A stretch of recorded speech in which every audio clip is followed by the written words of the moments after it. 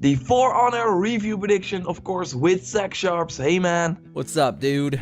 we're going to predict what For Honor will get an hour after the embargo lifts. So all the reviews will come online, will be posted, and after an hour, we will look at the Metacritic and we will see a number there.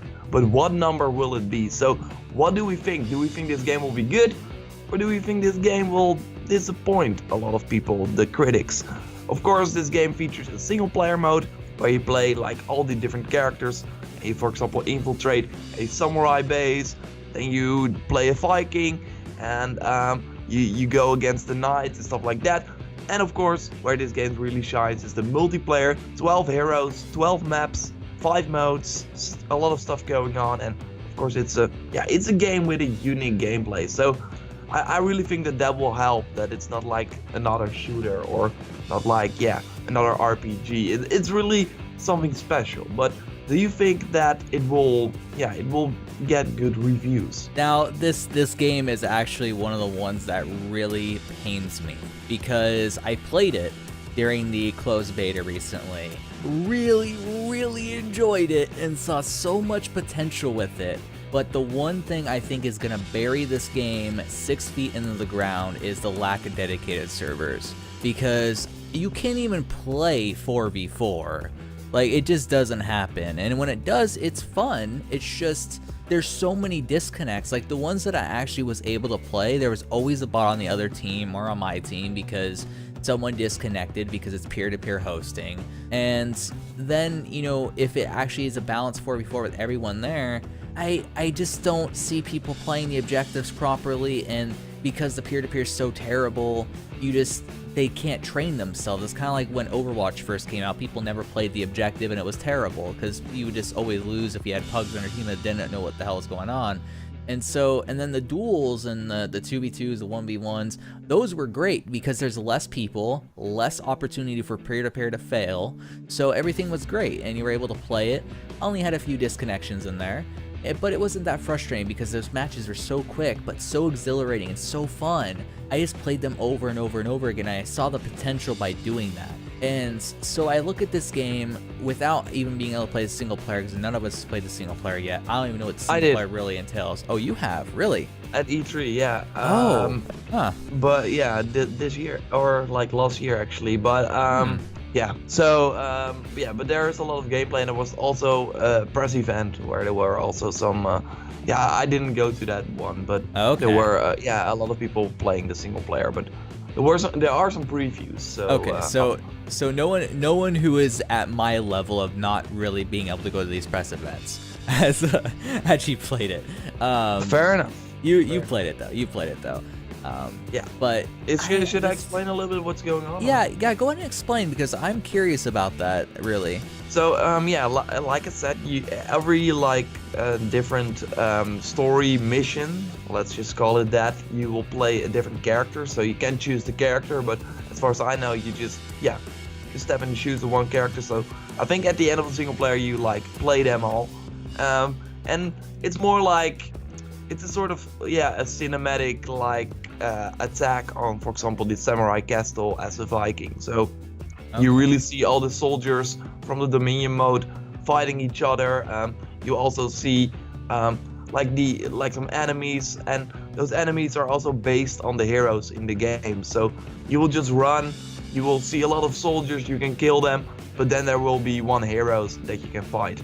So it's like a bot match, but then a more cinematic one, because one time you will also climb on the wall. People will shoot at you while you climb the wall, so you have to dodge that. Then you come up the wall, and you just kill those people. It's pretty linear as well.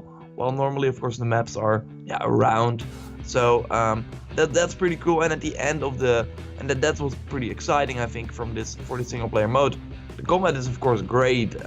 There's a lot of depth in that, and the boss battles could be really interesting as well. Another interesting note is that the single player, you can play that in co-op as well. Okay. So you can play it with another friend online. Alright, so I guess so multiplayer wise, I see a lot of flaws just with the networking. The map design seems to be sound. There's a lot of maps that you could play. I Still don't though, I don't like the whole territorial battle thing going on. I did not care at Oh, yeah. all for that type of thing. I just wanted to play the game and just do my own thing. The gear upgrading system seems somewhat sound. I wish that this wasn't even a thing though. There's just types of weapons that you can choose from, like in Rainbow Six, for instance. That way, it's actually truly competitive. There's not really that It would be a odd balance, progression though. system. Yeah, it would be balanced that way. And so No, I mean, if every character could use like multiple different weapons, that would be a balance hell for them. That's what I'm trying to say. Like, no. What I'm saying is like the leveling up of the weapons. So like for example, you can upgrade weapons. If they just Yeah, made all but- the weapons flat, and you know each of the classes had their own specific weapons still, then that's what I'm saying. okay. Yeah. So Yeah. so I mean the score that I would give, because of the fact that the single player, I don't think it's gonna blow me away. The multiplayer is not going to have dedicated servers, at least as of right now, as of us filming this video. I don't see this game making it into the 8 range, and that pains me because the combat's so fun. I would put it at a 7.5 out of 10. Yeah. Okay. So yeah, you think that after when the embargo lifts, an hour after that, we go to Metacritic and we see a 7.5. Yeah, I think it'll be a 7.5. Okay. Yeah, I think I really want to compare this game with Rainbow Six. When that game came out, there were also a lot of issues with the matchmaking and stuff like that. I played it at launch, and it was like, yeah, you would just simply get kicked out of the servers. It was pretty hard to find the game sometimes. When you were playing with a friend, he sometimes joined and then he got kicked out, or you played one match and then you had to invite your friend again after that match, stuff like that. It was like really bad. So that game has a 73 on Metacritic. I gave it a 7.5 on IGN Benelux when I reviewed it. But right now this game has it has a year of like content right now. It's been really well supported by Ubisoft, and from the looks of it, from the gold edition that we see that For Honor will also get, of course Rainbow Six had that as well, I think we will see the same amount of support for Honor. So what I'm trying to say here is that I think that we could be looking at the same sort of situation where a lot of people will see this game at launch and think, I don't know, and the reviews will be kind of but then a year later it will be a totally different game like it is with Rainbow Six. But still though, for this review prediction, I think you're pretty safe, but I'm gonna be a little bit higher, because I think that because this is a new game, this is an experience, this is gameplay that you can't really find anywhere else, especially in the console space. So I think that people will also praise it for that. From what I heard, the single player is, normally a single player is based, they have a story and stuff like that, but because you're like playing a different character every time, the story is not that interesting. So I hope that the single player is still fun and that the co-op really helps, but I think that will be one of the points, one of the critiques of the game. The servers, hopefully, it was still a beta, of course. If they don't change the peer-to-peer thing, we can imagine that it will be even worse, or at launch when more people maybe play. But there will also be an open beta. So at the time of this recording, this had not happened yet. But hopefully, they will look at that and what they see there and fix the servers before launch, because I don't want that to see like bad servers there. So that really doesn't help. I think the game will be higher than 7.5. I'm going for a 7.8. So 78 on Metacritic, an hour after the launch, and I think that is like pretty realistic, because like I said, it's a new game and people like to praise stuff as well for being original. And Ubisoft is taking they're taking a little bit of a gas here. It's not based on anything that this would be a success, because they can't really compare it kind of is though, because like Mountain Blade has been renowned on the PC for a while, and Chivalry had some success as well, and people enjoyed But that. And as yeah, far but as on then, the consoles, though, yeah, of course. I mean, there's not really. I don't think there has been anything like this on the consoles that I can think of. but also like a Mount and Blade and stuff like that. It's not made by like there's not this marketing budget. There's not this Oh yeah, this yeah, huge yeah, push from one of the biggest publishers behind it. So yeah. that's why I think that this was really yeah, A big this risk. was, yeah, a risk for them, obviously. So that will be interesting. But I think that it also really helped that this game went to like every event that you could go to. You could play For Honor, and it's a really a good game to play at an event because it's a new experience. It looks fantastic. The idea of being a knight on a battlefield and fighting an opponent that is next to you or something like that, it's just really cool. So I just Yeah, I hope mean, that it will get yeah. yeah. Go ahead. Sorry. Go ahead. Finish your thought. No, yeah, I just hope that that it will have lags and that it maybe if it comes out of the gate like stumbling a little bit for 78, that the year it will be a Rainbow Six situation. I really hope that.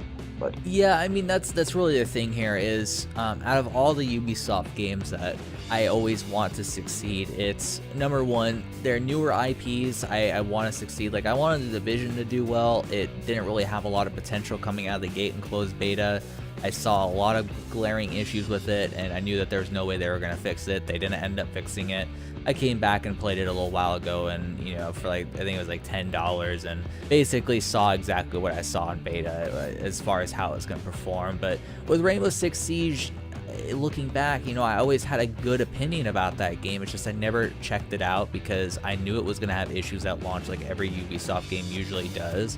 And I didn't want that to jade me, so I waited and waited and waited until I saw so many people praising it. It's now like an 83% on Steam with 59,000 plus reviews. So it definitely is very, very renowned in the FPS scene. There's been tournaments for it. There's now the Season 2 Season Pass. Ubisoft has sort of shown what their monetization strategy is going to be here from here on out with competitive games, and I don't mind that particular strategy at all. I think it's fine. And so with For Honor, I see it, and especially since the gameplay is so sound, I love the combat in that game. The tactics that you can do, the fake outs you can do, and it for the most part is balanced. I mean, certain heroes do tend to counter certain heroes. There was one that I forget his name. He has like a not a sombrero. It's like the Japanese, I think, form of like that type of hat. I forget what it's called. Someone's gonna be pissed at me for saying that. Kensai? Yeah, he has The big one with the big sword. Yeah, he has like a sword. pole arm, like a pointy ass pole arm. Oh, no, and it's very Boshi. quick. Yeah. No, So yeah, that no, guy counters the guy I was playing, which is the dual wield Oh yeah, swords. absolutely, Yeah, so that was irritating, but at the same time, I don't feel like they designed the game around a 1v1 setting. I think it was more balanced for like the 4v4, which is just such a shame that didn't even hardly work for a lot of people throughout the beta, because that's where I think the balance comes in, and maybe also 2v2 as well. But yeah, I mean, just the tactics, the responsiveness when you were just with someone 1v1, and the animations were great. I mean, there was just so much good stuff about the combat, and that's what you really want to look for, is the gameplay really, really sound. Everything else can improve around that, and that's why I think For Honor has a lot of potential, but I just don't see it coming out of the gate and getting the response that it deserves if it was actually fully executed to the best possible quality standards that are imaginable. And that's what irritates me about Ubisoft, is the fact, not to go on too much on a tangent here, is that they basically are designing this game to fail out of the gate because they don't have dedicated servers. They didn't learn anything from Rainbow Six Siege, unless they just are waiting for servers to come in last second and they're just going to throw dedicated servers in.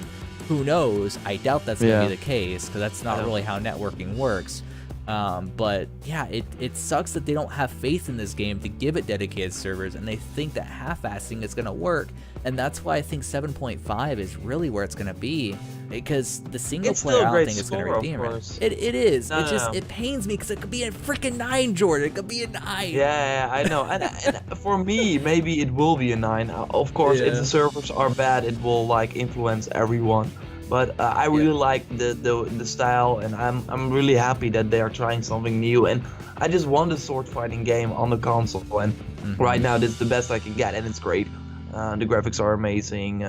There are a lot of maps, and I agree. I think the like faction war feature they have in the game is more a marketing tool where they Yep. say, yeah, every map will change, and look at the different things that are going on, and it's like, or that they can put on Twitter, go samurais because you're behind, or something like that, right?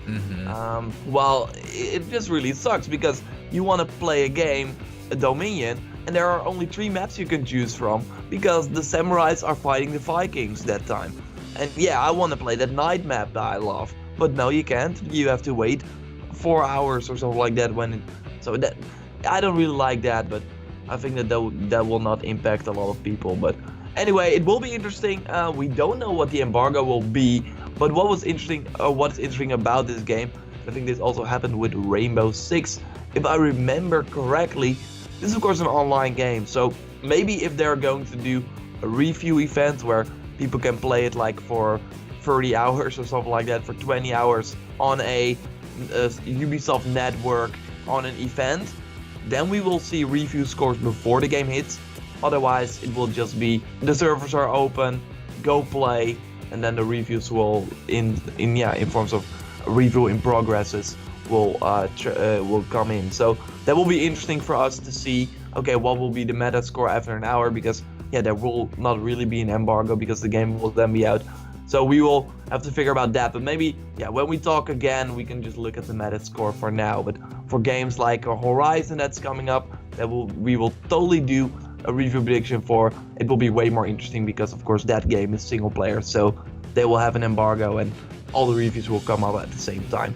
Anyway, Zach, any closing thoughts? I think, yeah, we discussed the For Honor review prediction well here. I just Ubisoft, quit putting daggers in my heart. You guys better have servers on order right now, and it better be dedicated at launch, unless you're not getting my money. I mean, it's just plain and simple. I'm not rewarding your laziness. Okay, yeah, and I hope that they will not be lazy. And it would really suck. I mean, all the developers worked so hard on this game, and yeah, they decided to do it this way, and then yeah, your whole server structure is just going down. Hopefully, I think the open beta will really be a proving ground because simply everyone can play the game. Everyone yeah. and anyone. Yeah, so okay, that's interesting. So we thought about this new topic. Let us know what you think in the comments down below, and of course what you think the meta score will be for Honor. Drop it down. Zach, thanks a lot for discussing this with me. I think this will be a returning thing if people like it, of course. Like the video if you did to show that you like it, and yeah, subscribe to the channel for more review predictions. Goodbye. We will see you later.